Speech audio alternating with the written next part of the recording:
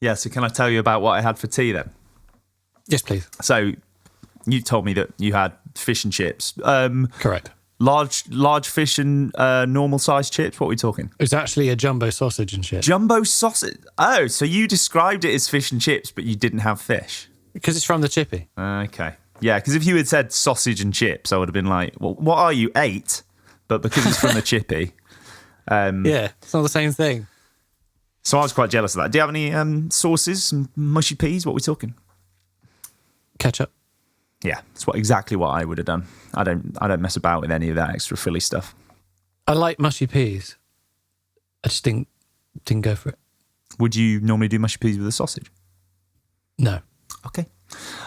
So I was quite jealous of that, but basically my partner Lorna she's out today. She's down in London, and whenever she's away, I use it as an excuse to use any pantry goods that we have lying around and create some kind of weird and wonderful concoction. The sort of thing you'd find in a rolled dal tail, but in food form on a plate. Basically, yesterday. Was it yesterday? No, day before yesterday, we went to the cinema to watch Black Panther. Absolutely, really enjoyed it. I'd say it was very similar in quality to the first one, but I slightly prefer the first one. But this one was very moving, and as a result of that, I had loads of spare salted popcorn left over from the cinema. So I thought, where's this going? Well, just you wait. I thought, what can I do with popcorn? That's going to become a meal. Well, that's going to happen at some juncture, yeah. But I thought I'd make popcorn nachos, and I basically got loads of popcorn. I fried up some onion. I grated loads of cheese in. What else? I put a few cherry tomatoes in there as well. Mixed it all up with a little bit of barbecue sauce. Coated more cheese on top. Whacked it in the oven for a little while, put some hot sauce, some coriander on, and jobs are good. You're a disgrace. It was absolutely delicious. Was it actually? This sounds awful. It was like a bad meal, but it tasted good. It was basically really saucy and salty, which is my sort of pretty two words that describe me quite well, actually. Although you're probably salty than me, I reckon. Yeah, very good. Very good. Should we, how do we do this? Cue the music. That sounds like a good start.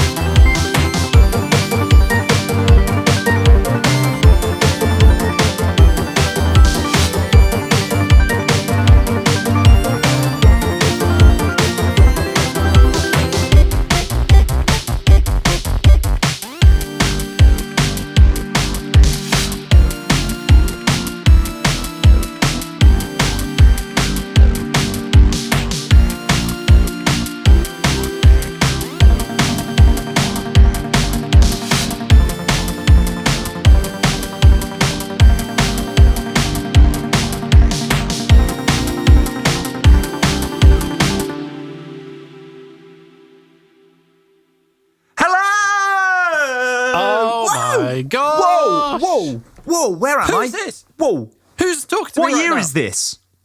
Where? We're time travel. Come off it, Mark. We don't exist here. I We don't know. belong here. I don't know who you are. I don't know what you've done with my friend, but I don't know this guy. Oh, my phone just went off. That's awkward.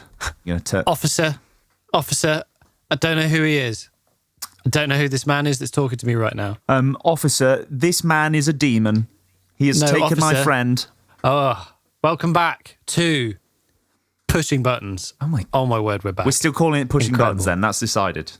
Oh, I think we're 26 episodes in. I reckon we stick with it. It would be quite a lot of effort to change that at this point. Ladies and gentlemen, boys and girls, we're back. You're back listening to Pushing Buttons. It has genuinely been nearly 2 years since we finished Series 1, Mark. I think when we finished the last series, we said something like, yeah, we'll have a little break. Come back in May. Come back in, yeah. Those were your exact words. We'll probably come back in May. Yeah, I said it like Chris Tarrant. Correct. Yeah, we'll come back in May. Is it May? Is it April? Is it May? And basically, we didn't. To quote the great Jeff Goldblum, life finds a way. Not that is relevant in any way to this, but basically, life got in the way. Life got in the way. That's what would, if you'd said that, I would have quoted that. But basically, we were still in the midst of COVID, weren't we, when we finished series 1? True. So we ended up both getting quite serious jobs, basically, and just ran out of time. Yeah, I mean, if anything, I'm even busier now. But I was like, I want to do this, Joe. Yeah. Yes, we just sort of thought, you know what? Even if we can find one night a week somehow, and it makes our lives incredibly inconvenient, we're still going to make it happen because we miss chatting to each other, and also we still quite like video games. That's not stopped. That's not stopped. But Mark, first things first. Quite a lot has happened over the last year and a half. First of which, you're a married man. That's true. Yes, I am a married man. He's only gone and got Nintendo Switched, which is Cockney rhyming slang for hitched. Is it? No, I'm saying it should be. Okay. I'll try it in London and just see what looks they give me. Yeah, probably just everyone will just throw rocks at you. Yeah. Mark's a married boy. Mark's a married boy. Go and get some marriage toys, because Mark's a married boy. What's a marriage toy? I don't know, actually. They probably don't want to know. I've got a ring. I'm not wearing it. Shall I put it on? Yeah, crack it on, mate. Oh, if only the listener could see this. I know. This is just for Joe. There you go. Oh, it's a nice band. What are we talking? Metal? Correct. Oh, nice. Silver metal. Went titanium, and I'll tell you why. There's actually multiple good reasons. Yeah. The first very, very good reason is price. So titanium is not a precious metal. And the difference between this and like platinum or silver is literally £400. I was like, okay, cool. And then I discussed with the shop assistant, what are the benefits? And they were like, well, it could be a benefit or it could be a bad thing, but titanium, the colour will slightly dull. I was like, I want that. Ooh. Because I don't want a shining beacon. Yeah, I'm with you there. You look a bit on my hand. A bit flashy, maybe. Yes. So actually, this, as you can see, it's pretty silver. It's pretty shiny, but it will dull down a little bit. Not horrendously so, but that kind of suited me. So I was like, you mean to say it's less than £400 and it's not going to be like a lighthouse? Sounds good. Sounds good to me. Well, because you'd been looking at the other selection of rings they have in there, and some of them are just lighthouses, just beacons. Yes. Just huge, mammoth, colossal lighthouses. I went to Mark's wedding. It was an absolutely beautiful day. I also went to his stag do, which involved gaming. We did some VR gaming, didn't we? Which was genuinely incredible. It was great. Shout out to Joe Novelli. He sorted all of that out for you. Yeah, and you're a married boy now. Yeah, and I've just come back from Malaysia as of yesterday. So my body clock is 8 hours ahead. Ooh. But that's fine. Yeah, got married twice, sort of, I guess. No divorce in between. No divorce in between. Okay. No, my wife is Chinese Malaysian, so we did a sort of Chinese wedding celebration out in Malaysia, and then a mini moon in Langkawi Island, which was fabulous. Oh man, I saw some pictures, guys, and let me tell you, it looked beautiful. It looked like you had a fantastic time. I'm going to be married this time. Well, I say this time, just any time of day. June 20, not this time, 2023. You're going to be there. I will. I'm looking forward to it. Yeah. It's going to be great. It's going to be good fun. But the married boy. I'm going to be a married boy. Married boy. So we should change the name to Married Boys. Married Boys. Just it's still Yeah, still exactly the same podcast, but just called Married Boys. No one has a clue what it's about. So many people tuning in for like married life tips, and it's just gaming. But yeah, we've had a lot on. Mark's got married. I bought a house in Manchester. So much stuff has happened. We've been incredibly busy, but we're pretty. I'm excited to just get back It's to like it. we're adults or something. Well, maybe in the way we act, but not in the way we feel. Yeah, that's good. Thanks, man. That's good. I think we should talk about what happened to us as of recording today. Happened last night. Yes. I mean, it was pretty mad, really. We just got an email out of the blue, didn't we, from a producer? We did. A producer at BBC Radio 2 who said, do you want to be on BBC Radio 2 late at night? And we were like, yes. So we we were on a snippet called Midnight Mastermind, which is where guests come on to quiz the host of the show on a specialist subject. And of course, ours was all about video games. Yes, it was. It was Phil Williams was the name of the host, I believe. Correct. It was a stand-in for I've forgotten. OJ Borg. OJ Borg, who sadly couldn't be there. But Phil was a right laugh. And he was a good lad.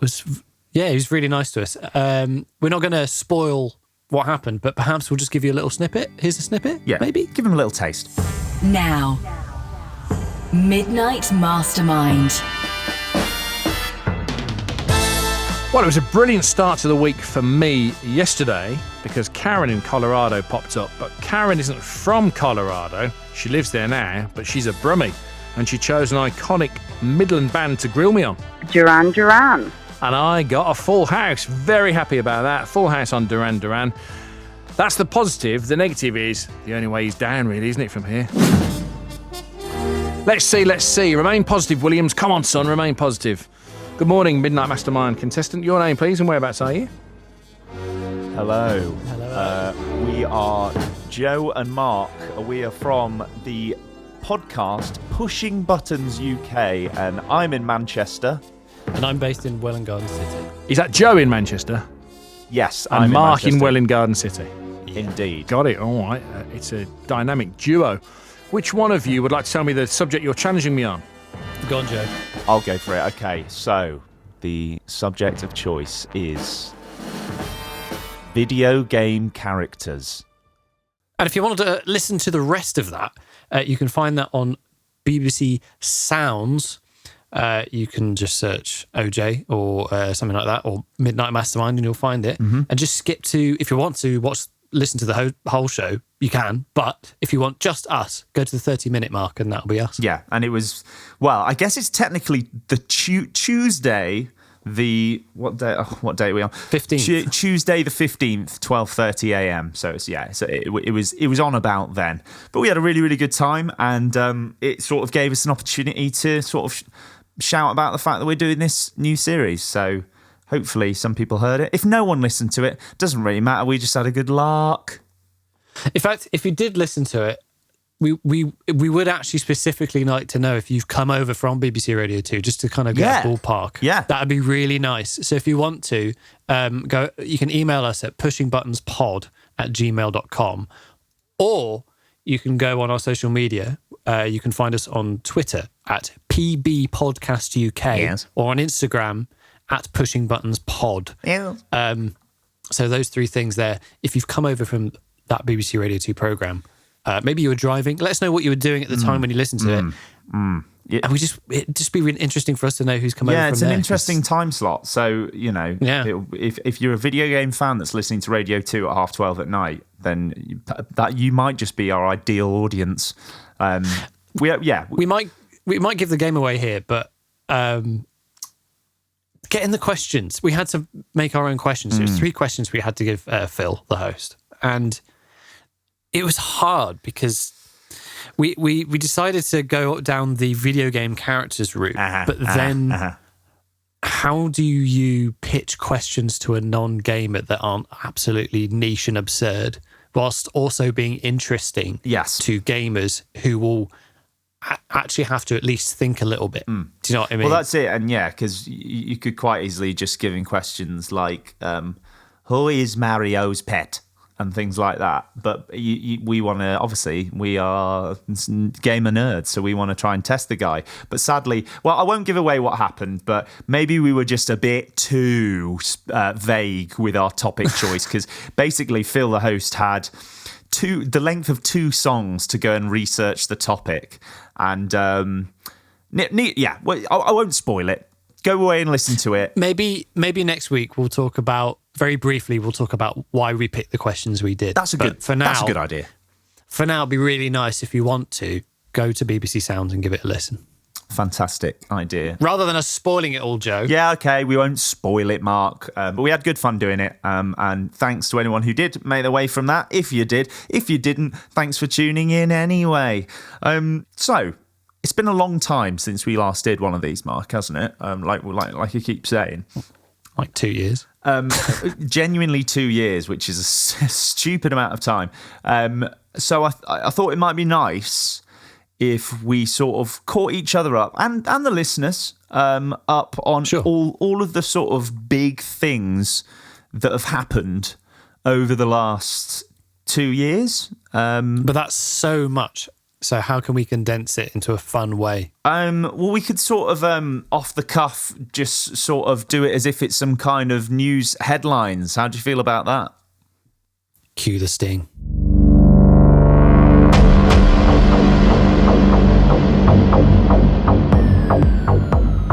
Hello and welcome to the Pushing Buttons recap.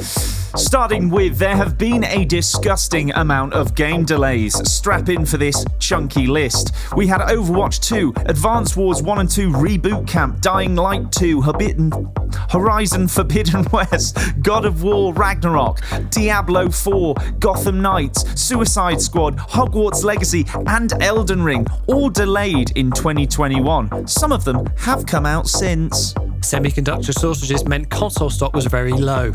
It's been incredibly difficult to get hold of a current-gen console, but Joe, you managed to get hold of a Series X, so everything's fine. Yes, I did, and I love it.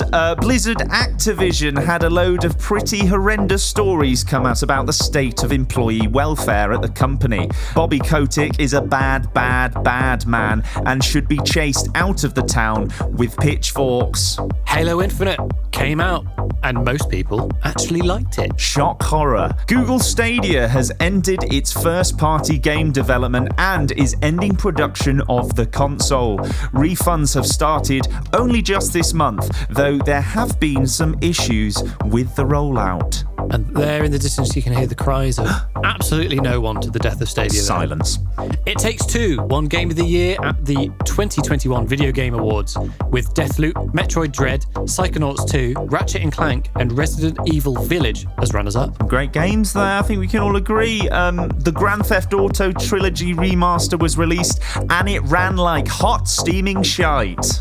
And looked like it too. Microsoft and Sony continue to acquire studios. The Microsoft and Bethesda deal officially went through. They've since tried to snap up Activision Blizzard, which as of right now hasn't gone through yet, and Sony began to respond by purchasing Nix's software, Bluepoint Games, and Housemarque. Yes, Housemarque made Returnal, which was apparently a very good game. The Steam Deck was released. Valve's first handheld may have been hard to get hold of, but when people did get it, they bloody loved it. It makes the Nintendo Switch look like a tiny little toy for babies, which it already was anyway, to be honest. I haven't touched mine in years. NFTs and the metaverse started stinking out the joint. Some companies came out in support of NFTs, such as EA, Ubisoft, Take-Two and Square Enix, whilst Valve says no thanks, and Mark Zuckerberg announced Meta, which so far looks like a steaming pile of bat cack. It certainly does, Mark. Cyberpunk has released a load of patches. CD Projekt Red have fixed the game's endless bugs, and following the release of the Edge Runners anime on Netflix, which is great, people are finally playing the game. It's playable and looks great, but it's still missing quite a lot of content that players expected, to be honest. The Super Mario movie came out. No, it didn't. I'll start that again. The Super Mario movie trailer came out. The film actually looks great, but Chris Pratt opened his mouth and everyone was disappointed. Mushroom Kingdom, here we come. Competition is heating up in the CPU world. Both Intel and AMD have released a new CPU lineup, and performance is closer than ever, making the choice difficult for everyone looking to build a PC. But one thing's for sure, competition is good for the consumers, Mark. Too right. Speaking of competition, Xbox's king and saviour, Phil Spencer, has admitted in a recent interview that the Xbox One was a failure, and he understands the mistakes they made during this generation. His candour on the subject has amassed good faith amongst gamers, and Spencer has also commented that PlayStation making a service similar to Game Pass is a good move, and also stated that more games should come to PC. Phil Spencer be praised! Henry Cavill is leaving the Witcher Netflix series, much to the disappointment of many fans. He will be replaced by Liam Hemsworth, really? Who will take up the role of Geralt in season 4. Henry had been at odds with the directors and writers of the show, who apparently have no interest and even actively dislike the Witcher series of books and games, which Cavill saw as good reason to jump ship. Toss a coin to your Cavill, he needs a new job. Nvidia under fire. Nvidia have released the first 2 graphics cards in the 40 series to mixed reception over power consumption and power connectors catching fire. In a recent update, it seems that using a third-party power connector to avoid setting fire to your GPU voids the warranty. What on earth, Mark? If I understood what a GPU was, I'd be pretty upset about that. I do know what it is. I'm just doing that for gags. Grand Theft Auto 6 was leaked. No, I don't. Was leaked by a teenage idiot. Videos and screenshots of a very unfinished version of GTA 6, one of the most anticipated games of all time, I think you'll agree, were leaked. It looked like sort of what you'd imagine a new GTA game would look like, to be honest, but Rockstar said the leak would not affect the game's development. Hoo-ha, hooray for that. I'm sure that's true. If anything, it's probably just drummed up some interest. And that's it. That's it. That's it. The end of the headlines. I mean, there's probably quite a lot of stuff we missed there, but to be fair, it was probably about 24 months of gaming news. So, we had to boil it down into a nice thick syrup that we could sort of pour over our warm pudding of games. Didn't know where I was going with that. Yeah, I thought you were going for a reduction. It was. But we had to reduce it. It was like a reduction, yeah. But it sort of I think I just want a pudding, to be honest. So that's what's on my mind. A lot of stuff has happened, Mark. A lot of stuff, and as is the way with a lot of gaming news, is normally bad. And you tend to focus on the bad stuff, but there has actually. I'll tell you one we did miss. Yeah. It was Bayonetta 3's voice actress. Oh my god, yeah, that was a big thing. But wasn't it? That was a big thing. It was weird though, because she came out saying originally that they only offered her $4,000 for the whole game. Yes. But actually that wasn't true. I think it was like $4,000 per session. So she was actually going to make $15,000 from doing it. Right. So she sort of didn't tell the whole truth. I mean, if you ask me, $15,000 isn't enough to be the lead actor in a, what is going to be a huge selling game.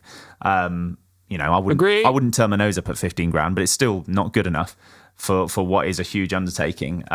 So it's sort of a weird one where at first everyone supported her massively and were like, oh yeah, no way, she deserves way more. Nintendo were bastards. But then after that, well, it's not Nintendo, isn't it? It's someone else who develops it. Is it Platinum Games?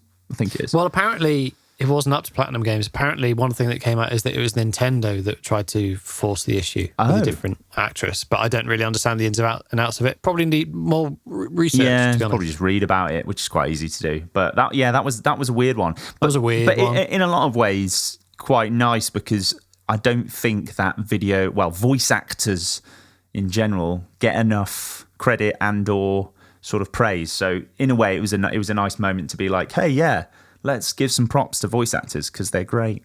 True that. What a nice way to round up. Yeah, thanks, man. But something that has happened that's probably a good thing in the last few years is an absolute job lot of video games have been released. Despite a lot of the delays, a lot of games have actually managed to come out. Do you reckon you've played a few video games over the last 2 years, Mark? Over the last 2 years? I can't even remember the games I've played over the last 2 years. It's a long time. I can agree with that. But I assume some have left a mark at least. That's probably true. I reckon we should return to an old season 1 segment where we ask, what games have we been playing? What games have we been playing? Let's get this segment out of the freezer, put it in the... I'm going to stop with the food analogies. I'm obviously just really hungry. Yeah, let's see what That we've... popcorn salsa didn't fill you up. Unsurprisingly, a cinema snack for my main meal didn't quite do the job. Well, what do you want to do? Do you want to go first? How do you want to do this? I mean, there's obviously going to be some crossover because A, we've got similar tastes in some areas, and B, there were some pretty milestone releases. I feel like we should just spend a little bit of time talking about one of the best games ever made, in my opinion. That is. Oh, really? We're going to start there. We can start there. I mean, looking at our little document, I know we've both played it. So should we just have a little chat about it? Sure. Before we do, I will say that the new Video Game Awards nominations have come out, and it is up there for Game of the Year, along with a few others. We'll talk about the Game Awards more in a future episode, but it has been nominated, and it's sort of up against... I think God of War Ragnarok is its main competitor, to be honest, but those are the two front runners, I would say. So Sonic Frontiers. Moving swiftly on to GOTY. It's Sonic Frontiers. I mean, we deserve talking about that game at some point. But we're thinking about good stuff right now.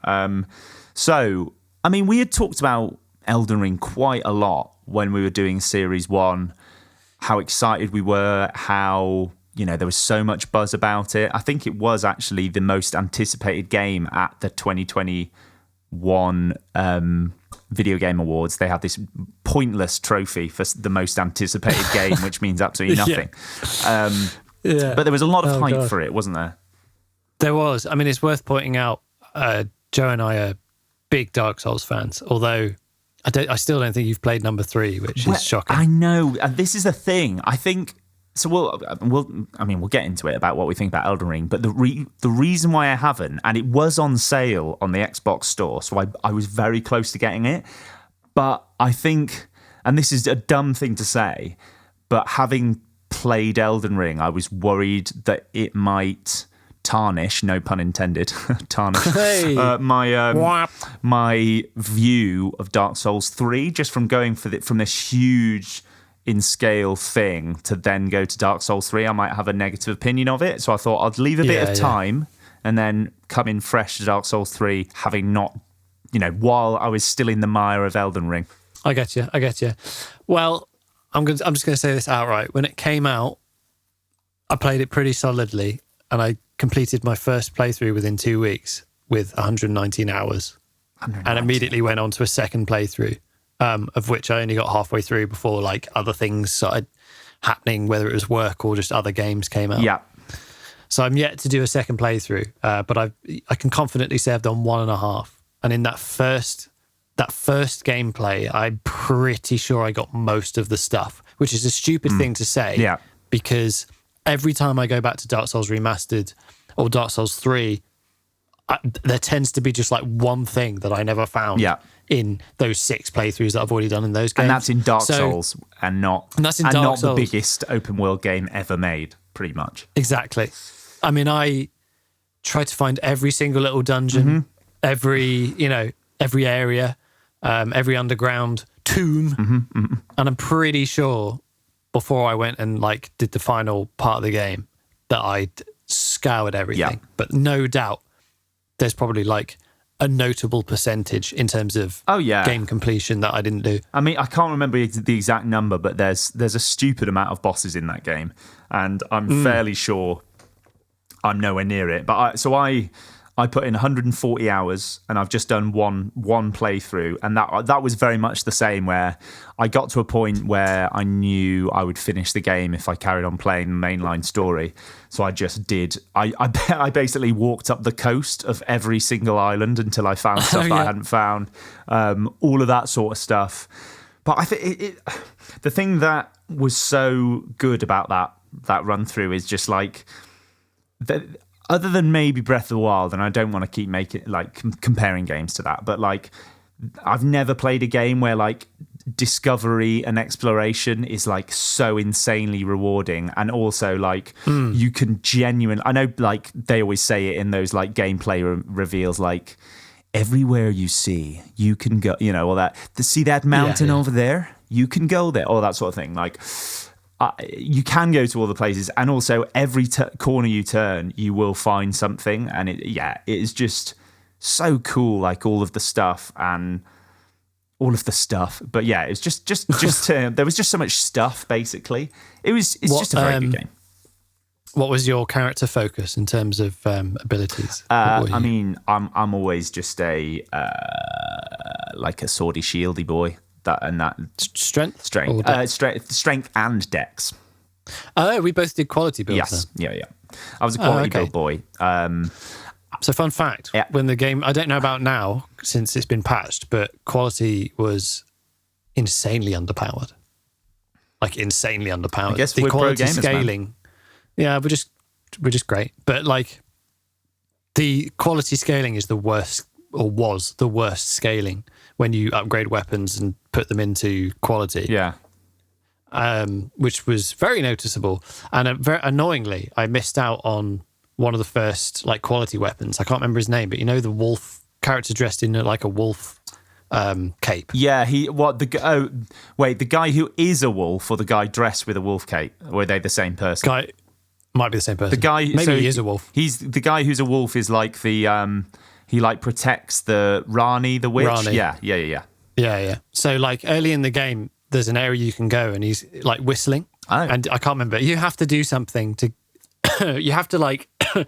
Pardon me. You have to go find a certain NPC to learn how to whistle. Go back and whistle. Oh, what? He'll jump down, and then you get a weapon. Oh. That weapon was like, I can't remember the name of the weapon. Wolf sword something. But apparently that's one of the best like early game weapons. I'm going to look up the weapon name because that's going to annoy me. But God, you have to learn how to whistle. I missed out on it. Well, it's a emote. You have to learn you have to learn that emote. And yeah, it was just like, because once you meet him the second time, you can't go back there and like get him down off that platform. No. So I was like, great, this character's missed out. So on if you do that, good weapon. Do you have to fight him? No. Oh, okay, cool. Because I was going to say he's quite important for like a big side quest, isn't he? Yeah, exactly. So who did you? What ending did you get? I did the Rani vibe. Oh, I simped for Rani as well. Yeah, same man. Absolutely simped for Rani. Big time. Yeah.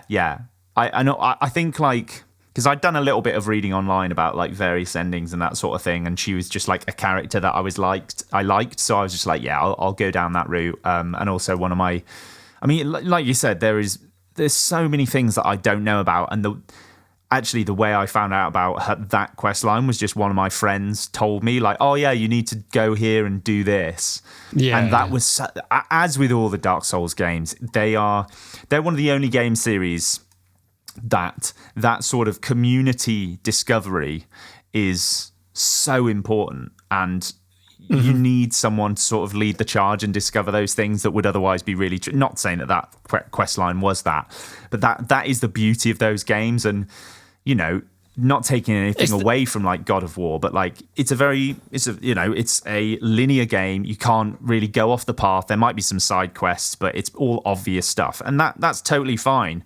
But it is that element of like, I put 140 hours into that game and I know I've missed a load of shit. Like, that's incredible. Yeah. The name of that weapon was Bloodhound's Fang, by the way. Okay. Just a big old sword, is it? A big old like curved greatsword. Yeah. Oh, sweet. Yeah, I mean it's one of those things. It's its greatest asset, and also probably one of the greatest sources of annoyance is things that you need along the way that it's just like, how would I know how to do that? But the truth is, if you're properly exploring, then most of those things you would actually manage. Yes. It's just if you know you're aiming to do something, you have to remember that you need to go do that thing, which is a little bit frustrating. I mean, for instance, at the beginning of the game, you have to like go back to a certain church at night to be able to get the horse and sit at a certain bonfire. And it's just like, this is early game stuff just to get your horse. And like, learn where to get the summoning bell for the summons and stuff. And it's like, if you just never found that. So vital. If you never found that, you wouldn't be able to... You might find summonable things and put them in your spell book, but you'd never be able to summon them because you never went and got the summoning bell, the item that allows you to do it. So it's kind of like, on the one hand, it's like, is this legit way to create a game where it's so open-ended that you can just miss stuff? Yeah. Or is it actually that sense of, no, go out in the world, explore, look around, come back to areas, come back at night, go back in the day, go into that thing that looks like there's nothing there, and just you'll find a load of I love it personally. Yeah. But if Dark Souls isn't your cup of tea combat wise anyway, you're probably not in tune with that type of gameplay, I'm assuming. That's what I was going to say and ask you really, was that obviously we are Dark Souls, we're From Software fans. To what extent do you think someone who is not a Dark Souls fan could have enjoyed Elden Ring? Because I know people that have given it a go and just like, nope, still don't like it, don't like the combat, too hard, all this sort of thing. But do you think it was sort of, I don't know, because it wasn't like a toned down version of Dark Souls, but I suppose just the ability to run away from stuff that was too hard was like a bonus? It does present itself in a different way. Like I guess in Dark Souls, bosses are quite literally barriers to get through, which definitely gives you a sense of achievement when you're trying to get somewhere, literally get past a boss, because that is your way forward. I mean, much like a lot of other RPGs, the game is split into like different areas or zones, if you like, that actually are level based. So one area will be the level 0 to 10 area. Yeah. One area will be the level 60 to level 70 area. And you could end up going up like into these areas by accident early and getting walloped by just like a wolf thing that's not even a boss. Yeah. Now, if you're good enough at the game and you don't mind like something taking ages, you could just wail on something until it dies. As long as like you don't get attacked by multiple enemies or something. Like people have already done like 0 hit rounds. Disgraceful. Have you seen the one of and things someone like that? Beating, is it Melania? Using a dance mat. Yes, insane. All of that. It's just it is mad. Yeah, I think that's it. Like as long as you've got the patience, that's a level of commitment. Yes. Yeah. Yeah. So it's a different type of reward in a sense, because some of the bosses are purely for exploration and like unlocking or gaining a thing, whereas others are story related. You must defeat them to move forward. Whereas in Dark Souls, a boss is a boss, and like you will not progress unless you kill it. So it depends whether you have the patience and you actually enjoy the combat in the first place, versus, well, actually, if your issue was, I kind of like the combat, but I just couldn't get into it, I couldn't get past that boss, then maybe this one is a little more accessible, because you can just go, I can't do that yet. Yes. And bugger off elsewhere. Yeah, exactly. There's genuinely so much that you can go off and explore and do if you ever come to an impasse. So general summary then of Elden Ring, what's your take? I have never been... Okay, since Breath of the Wild, I haven't been totally absorbed with one game as much as I was with that. I think while playing it, I couldn't think of anything else, and it is my favourite game since Zelda Breath of the Wild, which is now 5 years ago. So in summary, absolutely loved it. Yeah, I mean, I'd agree. My summary is absolutely loved it. I think it looks beautiful. It's not exactly the best rendered or whatever you want to call it, most realistic looking game, but it's art direction, over graphics, which is the same thing with Breath of the Wild. Yeah. Like if you look at like the current Pokemon games that genuinely look awful and compare it to Breath of the Wild, you think, well, what is the difference? It's art direction, and it's the same with Elden Ring. It looks incredible looking over those landscapes and things. The level of exploration is insane. I love just going into every nook and cranny and looking around and picking up berries as you go, finding different enemy types. Riding around on that sweet horse. I think my only My only major negative is Dark Souls 3. Dark Souls 3's bosses are better. Okay. I think it has better bosses. I think they're more memorable. And that goes for soundtrack as well. And that's not to say the soundtrack is bad. The thing is there are a lot of like repeat bosses, which is kind of fine in the sense of that, like, if a certain, let's call it faction or guild, was hiding stuff in multiple tombs, they might employ the same type of monster or whatever to guard said tombs. So that kind of makes sense. So you go to one place, it's like a cat statue monster classic boss. Yeah. And you go to another one, it's a very similar one, maybe with a different moveset. Like, canonically, that could make sense if they're like part of the same group that is put guardians in these places. But in terms of the big major bosses, they're okay. Yeah. But I think Dark Souls 3 has better bosses. But like, that gives me hope. It's a bit of a nitpick. That gives me hope to play Dark Souls 3, because I do think the bosses in...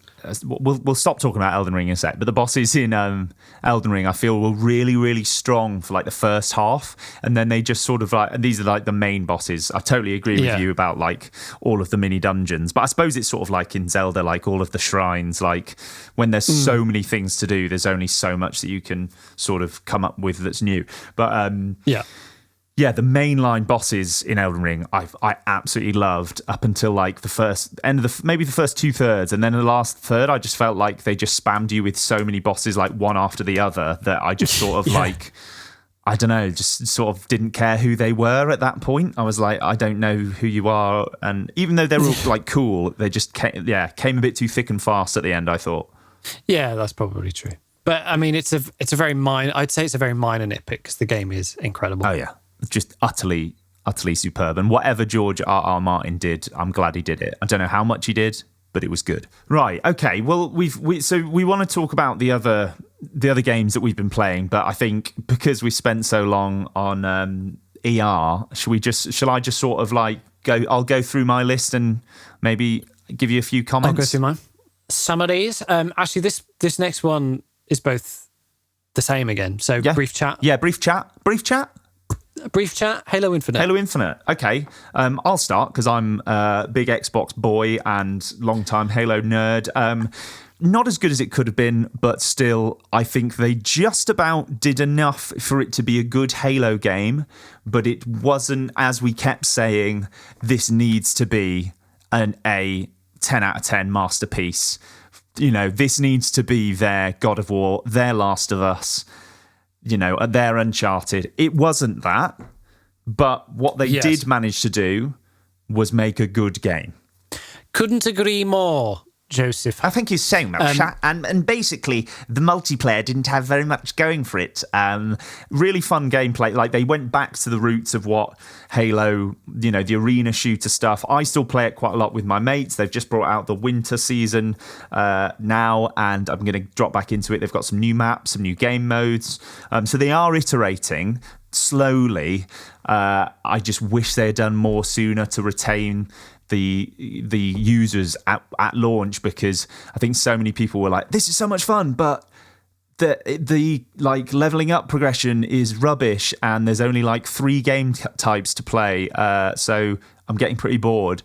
But everything that they made is good. There's just not quite enough of it to compete with loads of the sort of modern games as a service sort of shooters that they've had a good few years now to really show their stuff. And Halo, sadly, was just a little bit behind the curve. Yeah, I agree with literally everything you said. I mean, I put on Twitter, I said, let's talk about Halo Infinite for just a moment. Multiplayer, dull as dishwater. Campaign, I'm really enjoying it. And I stand by that, really. I did actually enjoy the campaign quite a lot. Yeah. But I don't know, man. It's everything you just said. It's like, it's not pushed any bar, really. They added a grappling hook and like that, some and other that bits grappling and hook in the pieces. campaign was a lot of fun. It was, and it was great. And the game felt good to play, and it felt like a Halo, but it was still, I mean, it's open world but like not not enormously. No. Like, it was very easy to just get around and do the bits, and you were kind of done. Like, it really didn't push any new ground. So I do worry about the state of Halo as a whole, especially that multiplayer. It's just boring. I don't want to slag them off too much, because like it's so hard to make a game, but given the time since whatever it was, the disaster one, Halo 5, sadly, I feel like the time wasn't used as best as it could be, because they had sort of made it open world in the easiest sense, in that there were no NPC talk. Like, you couldn't go up and chat to an NPC. Not that you'd want Master Chief to be chatting to people, but like the world didn't feel alive. And I know Halo has never really been like that, but for an open world game, you want some side quests that aren't just go place, kill people, go place, kill people, which is what it was. It just felt a little bit like like you said, they just needed to push it that bit further, and it would have been the 9 out of 10, the 10 out of 10. But for me, it was more like a decent low 8. Oh, I would have gone 6 or 7. Oh, okay. But that's not to say because it's terrible, as I did enjoy it. Yeah. But like, there are other games that probably sit in that 7 or 8 slot for me. I think, you know what I mean? The reason why I put it an 8 is just because I 100% of the campaign, collected literally everything and put so much time into it, and did really enjoy it. And for me, because my like home mates are Halo 2 and 3 boys, like getting back together and doing some arena multiplayer, even though it wasn't as good as it could be, still scratched enough of that like old school itch. Was like, oh, this is great, this feels fun. They have managed to make it feel like Halo should feel, as opposed to making it feel like basically a COD wannabe. It felt like a Halo game. It's just that they didn't push it in both respects. I don't think they pushed it anywhere near as much as they could have done in the time span they had to make the game. Agree. All right. Should we go down? Let's focus on your list, and we'll do summaries and sort of not speed through it. Yeah, that's fine. So obviously there's going to be loads more games than these that we played, but we've sort of just... I cannot remember them all. Yeah, we've just picked out some of our faves, or it might not even be our faves. It might just be that we tried them. I've just picked ones that I actually quite liked. I didn't bother putting the baddies on here. But so first up, Back for Blood. Again, same thing. Me and my mates used to play a huge amount of... God, I've forgotten what it's called. Left 4 Dead. Flipping heck. Loads of Left 4 Dead. Left 4 Dead 1 and 2. And it literally was Left 4 Dead and that is good and bad, because it felt like a game that came out 10 years ago, with some like card-based leveling up tacked onto it, which wasn't really that well implemented, and wasn't that fun to use. But the gameplay was killing loads of zombies, and when you've got 3 mates on your squad and some of you are betraying each other when, everyone's running to the safe room when one person's left for dead, and they all run to the safe room and leave them behind. It just makes funny moments, that sort of stuff. And, if someone accidentally shoots a car and sets off the alarm and everyone gets really angry at them, that is just, you can't beat moments like that. And it had a lot of those stuff. Annoyingly, didn't finish the campaign because I think one of my mates, their internet was really bad and they just kept getting disconnected. So we were just like, oh, I can't be bothered with this. So I didn't finish it. But I would say this is probably somewhere between a 6 and a 7 for me. Like, not an incredible game, but had fun with my mates. Did you try? Nice. Did you try it at all? I did. Okay, and next up is Deathloop for me. I didn't like it. You didn't like it. Sorry, that's fine. That's fine, mate. Again, that's probably a nostalgia one for me. And play Killing Floor 2. It's much better. Okay, that's kind of, that would be my advert for Back 4 Blood, is just go play Killing Floor 2. Sweet. Okay, to be honest, that's good. Yeah, that's good. Sorry. I have seen. Sorry, everyone. I have seen gameplay for that, and it did look good.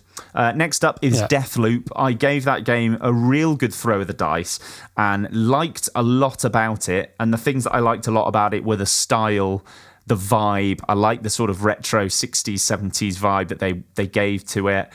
I love the voice acting. The main thing, sadly, that I just didn't really like was the gameplay, which is obviously a huge part of it. And I think it's just because I've never really liked the feel of Arcane's games. So they did the Dishonored series, they did the new Prey game, which actually I preferred to Dishonored, the recent Prey. But yeah, I just something about the gun in one hand, and which is ironic considering how much I love BioShock. The gun in one hand and the power in the other hand. I think it's just I don't really like. It's basically just like teleport with your left hand and shoot with your right. It always doesn't feel great. Like aiming your teleport. I've teleported and now I'm. I just don't like it. Don't like it. I couldn't agree with you more. I didn't like. I didn't even bother playing Prey because I thought it looked dull as dishwater. Mm-hmm. But the what is it? Dishonored. Never liked them. But I really liked the trailers and the stuff for Deathloop, and I'm exactly the same as you. I gave it. Love the trailer. Hate the game. No, don't hate it. Don't hate Deathloop at all. But just couldn't get. It didn't grasp me, and I couldn't fully get into it. But I appreciated it a lot more than I did their other games. But like you, I gave it a really good go. Yeah. But I just can't. Ironically, can't get into the game loop. Yeah. Of Deathloop. Yeah, it's a shame because I liked a lot of what they did with it, but with some games and some developers, you just don't gel. You don't gel with it, and sadly, that's what it's like for me. Next up is one that I've only really just started. Actually, no, I'm skipping ahead too far. The next one is As Dusk Falls, which is a very story-led game. There's not really much gameplay at all. It's all story. It's sort of moment to moment making decisions. You know, people call it a walking simulator, but there's no walking. It's just indie. Yeah, it's well, they're owned by Microsoft, but they It's got a very recognisable art style. It's sort of real pictures of people, but they've sort of made it look quite painterly. Painterly. Yeah, I don't know if it would be your thing. I don't know how into narrative, like just narrative games you are. I loved Wolf Among Us. Okay, well, yeah. So it's sort of like a Telltale game, but you don't walk around, basically. It's basically, if you took the walking out of those games, you would have As Dusk Falls. And it's just a really good story, and it is one of those. Is it more like Detroit? I haven't played Detroit, but I've seen. Yeah, probably. Or the probably previous is. game they made that I've forgotten the name of. Heavy Rain. Heavy Rain. Yeah, that one. Yes, it is like that, but it's just a really good story, and the decisions you make actually feel like they change the game. Whereas I think in a lot of games you can sort of feel like, oh, I might have made a slight difference, but actually it didn't do anything. Whereas this, it totally, and you see at the end of each chapter, like, you don't see what would have happened, but you see like a massive diversion and see the path totally change. It is very, very cool. I would recommend it. It's on Game Pass if anyone's got it. Give it a go. I really enjoyed it. I'm looking at it now. Actually, that looks like the kind of thing I might enjoy if I'm in the mood, because I enjoyed Detroit because I was in the mindset for it. So once it's not 25 quid. Yeah. Are you not on my Game Pass anymore? No, not at the moment, because Xbox app for PC is more like a virus than it is a software. So I've had trouble deleting it. I'll just say that much. I might come back to it later. That's a shame for you. Well, it's there for the taking because I haven't got a PC and I've got Ultimate. So, but if you can get it to work, would recommend As Dusk Falls though. Really enjoyed it. Like you said, if you've got like half an hour to kill and instead of watching a TV show or a film, dip in, do a chapter. Absolutely loved it. It's like a hybrid. Sort of, yeah. Next up, Psychonauts 2. I 100%ed this game. Oh, words. Yeah. Oh, okay. Collected every single thing you possibly could. Wow.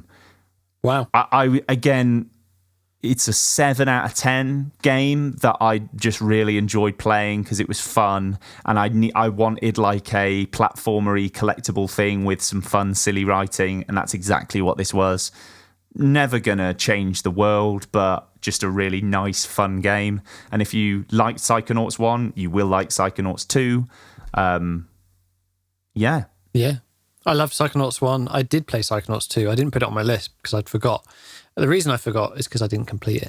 It was the classic thing of playing a load of it and then putting it down and then just forgetting about it entirely. It happens all the time. I don't think that even says anything about a game a lot of the time. It's just that other things happen, or like for me, it's often like another game will come out that I'm like, oh yeah, I'll give that a go, and then you just forget about the other one. Yeah, it's quaint fun. Exactly. With very good writing. Yes. Which I would say the writing will probably hold on to your attention more than the game itself. Yeah. Which isn't necessarily to say that it plays badly. No. But it's not like super in-depth or anything. It's fine. Yeah. Some of the like worlds you go to, well, the brains that you invade are just in the art design and everything is so cool. So if you haven't picked that up yet, would recommend. So this is the game I was going to say I've only just started. And it's the first sort of foray into the Persona series, which I know a lot of RPG heads out there go absolutely crazy for this series. There's a huge fan base. Do you have any experience with the Persona series, Mark? No, I'm the same. I just never picked one up and tried it. I did actually, having just said that, I literally did pick this one up and try it when I was on your Game Pass. Oh, yeah. And I'm going to have to come back to it again because I just found it overwhelmingly anime in your face. Yeah, it's that. And This is coming from someone who watches and enjoys anime. I'm not one of those anti-anime people, but I just found it was too dynamic and silly with it, and just like constantly. I was just like I think I was just not in the mood or the mindset for that. You 100% have to want it. You have to be there with your mouth open, just begging for it. And I have been doing that because I started playing it. I was like, yep, no, I need this. I'm ready for this. One thing I would say though is like there is like a dungeon at the start of the game that is sort of basically the tutorial dungeon. I've been playing the game for probably about 7 or 8 hours, and I'm still in the tutorial dungeon because you just you do a bit of it, then you get kicked out of it. Like part of the story, it's not like through failing. Like you get kicked out, do some stuff, go back in, do a bit more, you get kicked out again. Story stuff. And it's just like and you're still teaching me how to do things in the game. It is the longest tutorial I've ever done. And I'm starting to think like, is the whole game? It's all I know now is being taught things. But it is really fun. It's sort of like a cross between a Final Fantasy 10 and a Pokemon. Basically, you're like collecting demons to fight with. So it on the surface, it's great. I'm very intrigued to see what if the game opens up a little bit more after I finish this first dungeon, but I really like everything I've seen so far. It's very silly fun. I'm close to wrapping up. I'll quickly go through these last ones. So It Takes Two, winner of Game of the Year in 2023. Made by... Loved it. Yeah, it's just an excellent game. Who did you play it with? So I played it with a friend called Sam. Shout out to Sam, right, Sam. who we call Bam. Oh, Bam, okay. And yeah, I can't remember why. I think we were just in the middle of like wanting to play something co-op together, and then he was just like, you know what? I'm just going to buy this because one person can buy a copy, then the other person can just download like the co-op version of the game. I didn't know that. So did you do it online? Yes. So I didn't have to buy it. He was just like, I'm going to buy it. So we ended up playing that and having a lot of fun with it. Yeah, Who did you play with? I played it with Lorna, my partner. Yes, mate. She's not. I think that's the way it should be. Yeah, played. we played it so like proper couch co-op, and she is not a gamer, and she did struggle with some of it because it can get pretty intense at times. Like she's the sort of person that like is great with one thumbstick, but as soon as you need to move both at the same time, and she also gets quite motion sick. So it could have gone very badly. But somehow we got through the whole game, and we both really enjoyed it. Like the gameplay and the mechanics, like every part of the game, they sort of introduce a totally new method of playing the game, and it's just so clever, the game design in that game. So I can see why it won Game of the Year. The only thing like the one thing that just I remember so much, and mainly because the ending is meant to be so emotional, is I'm just like how incredible the toy versions look of the main characters, and then when they're the human versions, they look so freakish and like mannequins and just weird. And I was just like, oh, why couldn't we had like the emotional ending of them as toys where they actually were designed nicely, as opposed to these ugly aliens that the human character models were. But yeah, I really enjoyed that. Yeah. I think playing it with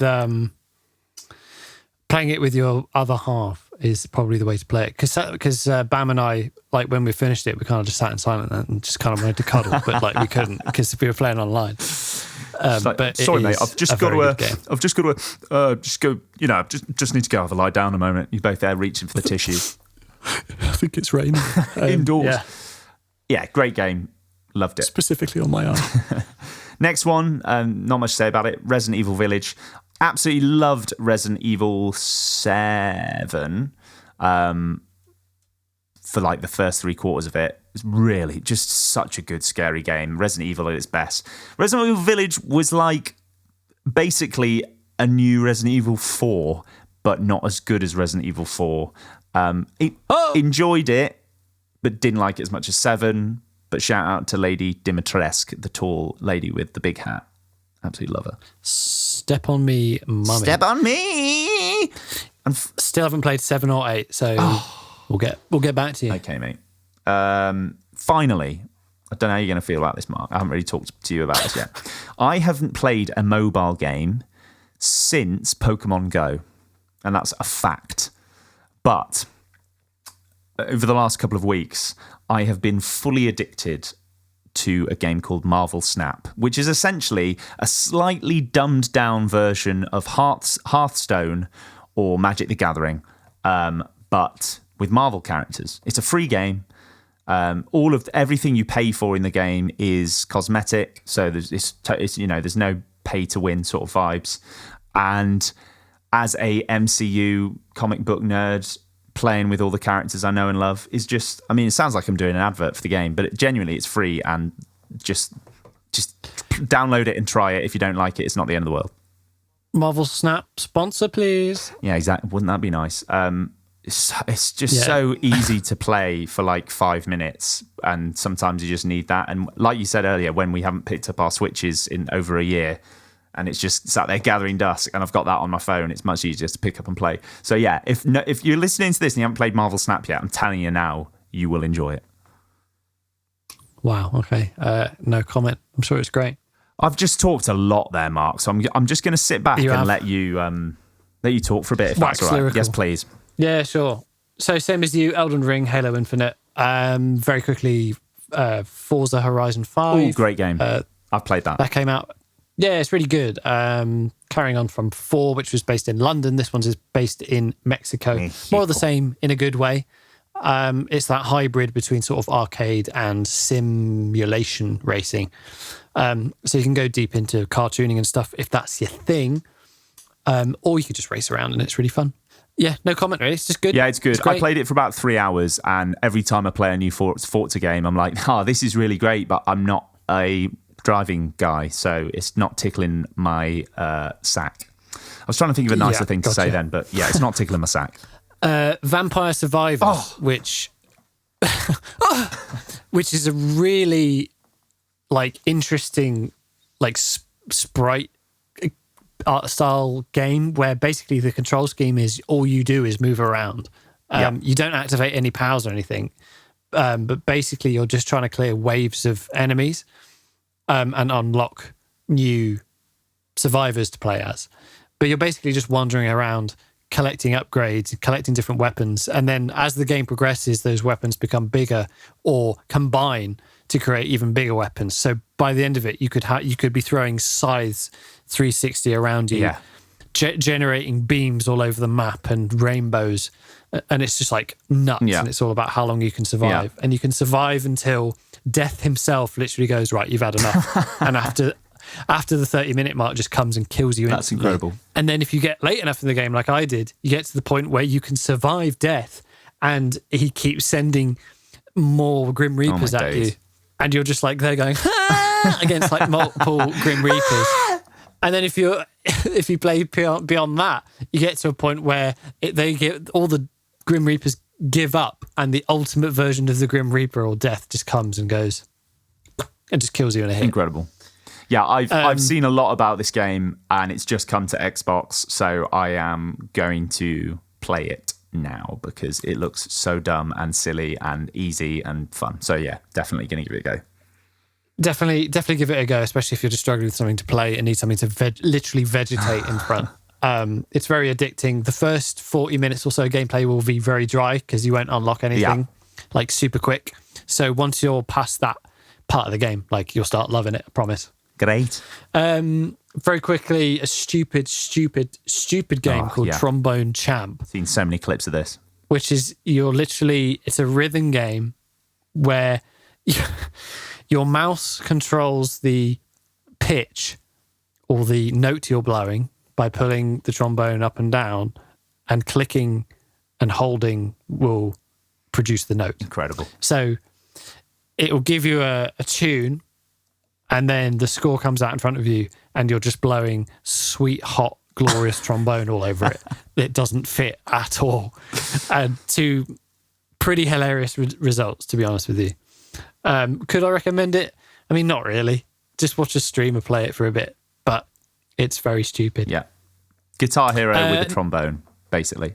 Basically, yeah. Next up, my personal 2021 Game of the Year, Inscription, which is a sort of dark, creepy, card-based game that I am not going to give away a single thing about, except buy it, play it, love it. Because it's by Dan Mellon Games. If you know anything about him and you've played his games, you know they're very meta, they're very weird, they have twists and they have turns, and the game style will often switch as you're playing, often from one genre to another. And this is no exception. There's lots of little twists and turns. The story is great. It's creepy, but it's not a horror game, and then it switches, and it's awesome. And the game itself, as in the actual card mechanics of the game, is very, very playable. It's very well thought out, and it's good fun. There is an infinite game mode that he's working on. I played it immediately after completing the story, and it wasn't in a fully playable state. It was definitely too hard and not balanced, because the game within the story was balanced to work in the confines of the story. So he's still working on it. But if you just want to keep playing the game itself to enjoy the card game, you can do in a mod he's made for it. Cool. So highly recommend Inscription. Yeah, I heard a lot of good things about it, and people. If for a lot of people, I know it's their game of the year. I really want to give it a go. Incredible. God of War came to PC. Can't remember when it came to PC, but it came to PC, and I 100%ed it. Apart from I couldn't find like maybe one Raven 100%. of Odin or something. Yeah, so like 99.9% probably for me. It was like a couple Ravens I couldn't find. Enjoyed it. It's incredible. So at the time when it came to PC, I was like, oh yeah, I want to play God of War. And as I bought it, I went, do I want to play God of War? Because I enjoyed the first three, but they are a mad, like slightly brainless hack and slash. And I was like, have I really just paid 40 or 50 quid or whatever it was for a hack and slash? It's not that at all. Is it? It's very story-led. It's very voice acting-led. It's very cinematic. It's incredible. Are you giving your 4 years late review of God of War now? Basically, a very quick one. But in terms of like the combat, it's very good at like slowly opening up your skills and learning. I would describe it as like original God of War was very square, triangle, square, jump, square. And that was kind of it. Sort of Devil May Cry sort of vibes. Well, no, what I was about to say is Devil May Cry is very much, if you try and spam like something, it doesn't really work out. You'll be able to kill some stuff. Yeah. But the true people that are nerdy at Devil May Cry make it look incredible. Yes. The weapon switching, it's actually insanely complicated and hard to make look good, unlike the original God of War. This, however, is less hack and slash and far more actual combat, and it's possible to make it also look really good because the animations are so good and it's brutal. So it's the perfect blend between those two like styles of gameplay of like epic, like hack and slash, and like Devil May Cry being like a skill based. What's the word? Visual spectacle fighter. This is right in the middle. And the way that it opens up different weapons, different movesets, different armors, and you just learn stuff as you go. It's superb. Yeah. It's one of the best games I've ever played. I mean, I think everybody knows by now how insanely good that game was. And by all accounts, the new one that's just come out is equally as insanely good as well. I mean, it's definitely my biggest. This and The Last of Us are my two biggest. I wish I had a PlayStation things. So I'm very jealous that you've managed to give it a go. Loved it. Keeping with the PlayStation to PC theme, I played Marvel's Spider-Man Remastered, which is the Peter Parker entry into PlayStation's Spider-Man universe. It was so much fun. Yeah. It's just really good. I don't really have much to say about it. A lot of swanging, a lot of punching. Yeah, it's just I don't really have. I'm not going to do a massive review on it because it's an older game as well. But it's just really, really good. Solid story, solid, really like good voice acting. Miles Morales is part of that game, but not Spider-Man yet. And speaking of which, Miles Morales is coming out on the 18th on PC. Oh, ace. Cool. Which I might not jump into straight away because I absolutely like 100%ed Spider-Man. Yes. So I'm kind of like, you're all I can give it a few months before I go back in again. Yeah. But great game. Again, wish I could play it. I'm glad you enjoyed it. And the last three, I'm not really going to talk about. It's just what I'm playing at the moment. Yep. So a little bit of Overwatch 2, which is Poo Poo Plops, basically. Poo Poo Plops. Basically, what they've done is put 2 on a game that is literally the same game. Yes. They've postponed the main thing, which is the main reason they wanted to call it Overwatch 2 is because they wanted to focus on PvE. That's not out. So it's basically the same game. It's Overwatch online. The only things that have changed is maybe some of the balances, some of the hero abilities, and the fact that it's now 5v5 instead of 6v6, which means that it's 1 tank, 2 attacks, and 2 support rather than 2 of each class.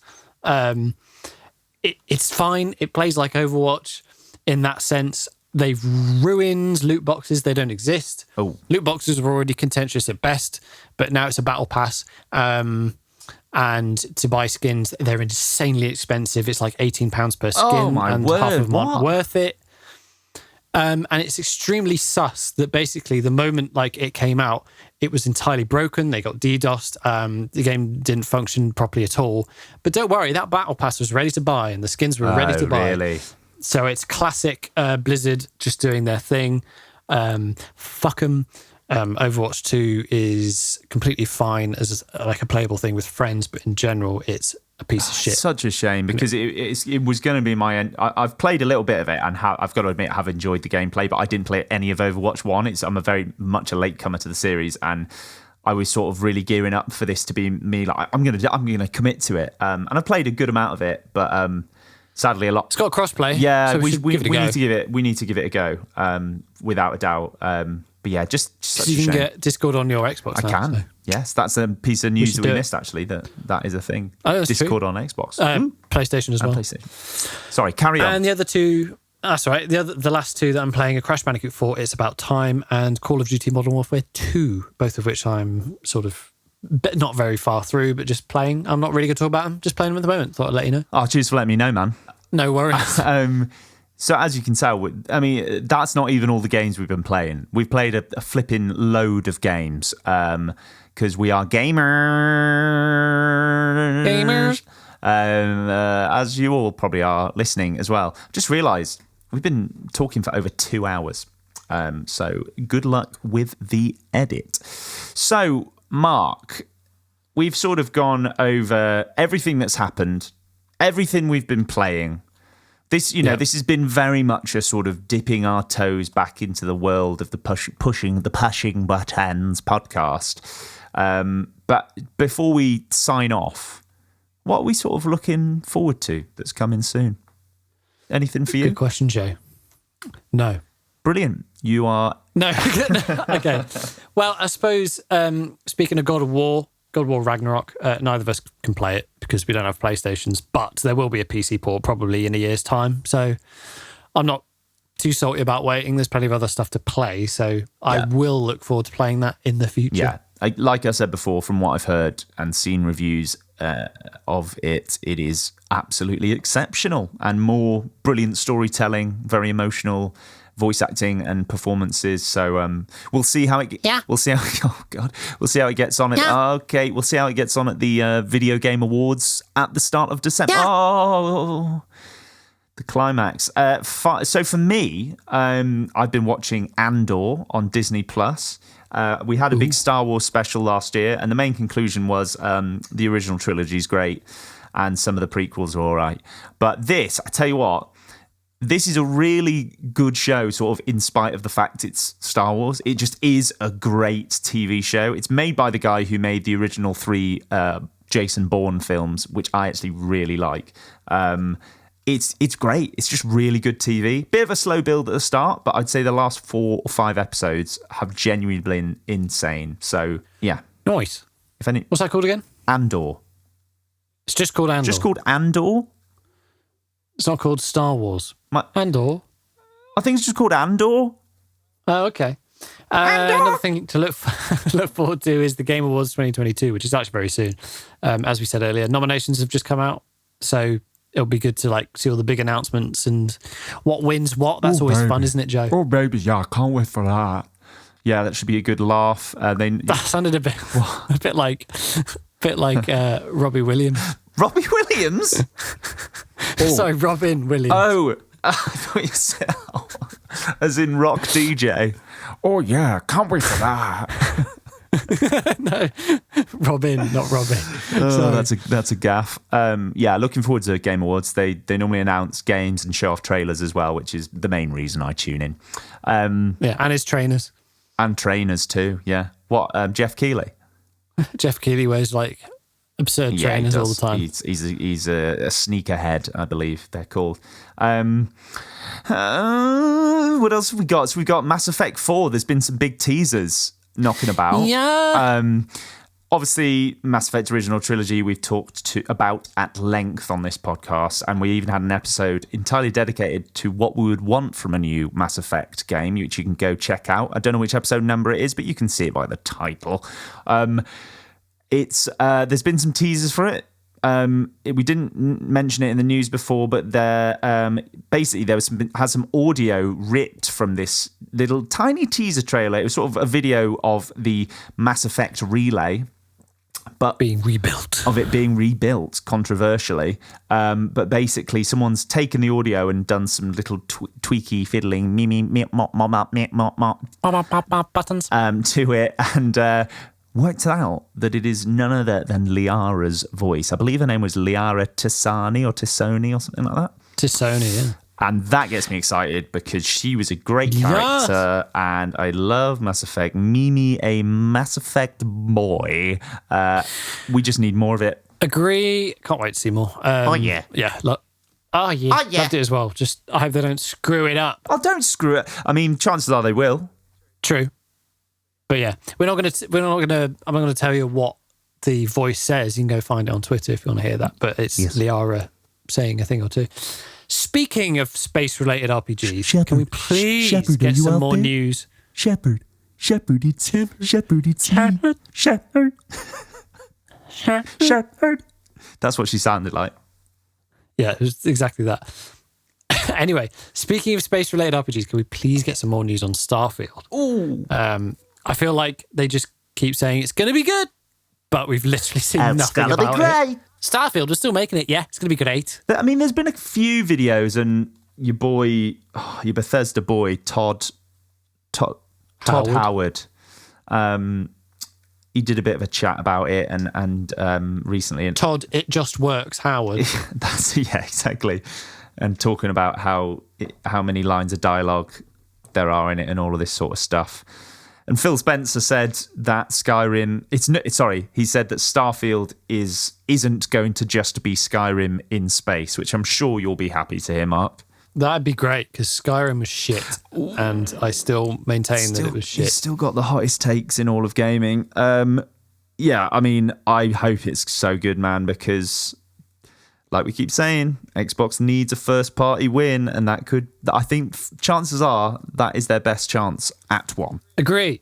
Anyway, should we wrap up? Let's wrap up. We've been talking for roughly as long as we've been away for 2 years, so I feel like that's as good as time as ever to call it a day. First episode. Podcast as good as time.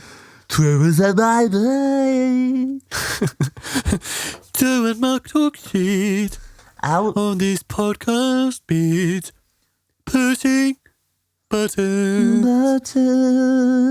That is a crossover I didn't expect to happen today. Guys, thank you so much for listening to our first episode in the longest amount of time that there's ever been between two episodes of a podcast. I think that's probably a fact. True. Please join us again next episode. We are going to keep making more episodes. We're probably going to deviate from, in fact, probably definitely deviate from the once a week sort of routine, just because we are such busy boys now. We are busy boys. We do this in our own time. We love it, but it does actually take a good chunk of time to do. Exactly. The recording bit is easy because I just get to talk to my mate. But there's stuff Joe has to do in regards to posting it and blah, blah, blah, and graphics and all that sort of thing. And for me, editing audio. So we're probably going to do once every other week. Yeah. We'll always keep you up to date on news and stuff and talk about stuff that we want to talk about, but we might focus less on being like, here's one piece of news that we don't even care about and just talk about it anyway. We're not going to do that. We'll be a little bit more picky. Here and there, you know. Yes. Next week, I think we are, having just said that, going to speak on some of those sort of news snippets. Yes, it's going to be entirely news next week, actually. Yeah, sorry. No, not at all. But I think some of those things actually we are interested in. Go in a bit more detail about. 100%. But today it was just about catching up and thawing out the pod after a long and deep cryo-sleep. Oh, that's a great analogy. That's much better than the creamy custard that I was talking about at the start of the episode. It's been sleeping for a long time, the pod has, and we've woken it up. We've given it a good shake by the shoulders and say, "Wake up! Wake up!" And thankfully, it was still alive because we'd worried it had perished. That's the sound of it. That's the sound of the pod being woken up. But guys, the good thing about there being a bigger gap between episodes is it gives you more of a chance to get in touch with us, me and Mark. Oh. Me and Mark are really good friends. Hopefully the fun times will never end.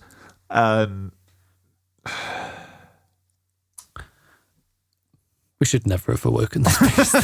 Return it to its slumber. But so what we would love it if you would do is get in touch with us, because we want to know what you've been playing for the last 2 years. What have you got? One of the new consoles? What state is your PC in? Have you picked up your Switch in the last year or so? All of these things. If we've missed any big news topics that you wish we'd have covered, whether that be super recent or a longer time ago since our last pod, get in touch with us. Mark, shouldn't they do that? And where the heck can they get in touch with us? Yes, they should do that. And they can get in touch with us via our email, which is pushingbuttonspod@gmail.com. Pushingbuttonpod at gmail.com. Pushingbuttons Pod at gmail.com. Sorry, I didn't know what you were getting at for a sec there. I thought... That's all sorry, right. carry on. No, carry on.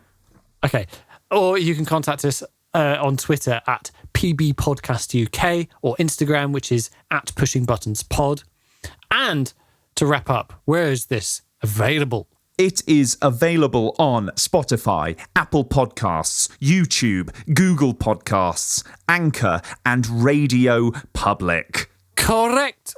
And that signals the end of the podcast. Joe, it's been an absolute pleasure to awaken this beast and talk to you once again. We awoke the beast. We might be covered in a few battle scars. We'll have to trim those podcast nails, and hopefully when it arrives in a couple of weeks' time, it'll be friendlier and less feral. That's it from me. That's listen, guys, we've been talking for 2.5 hours. We need to get the heck out of here. Thank you so much for listening. Thanks for being a loyal listener. We've been away too long. We love you. Good. Welcome, new and old. Welcome, new and old. Goodbye. Goodbye. Bye. Oh, the outros need work. Yeah. Yeah, we'll work on that.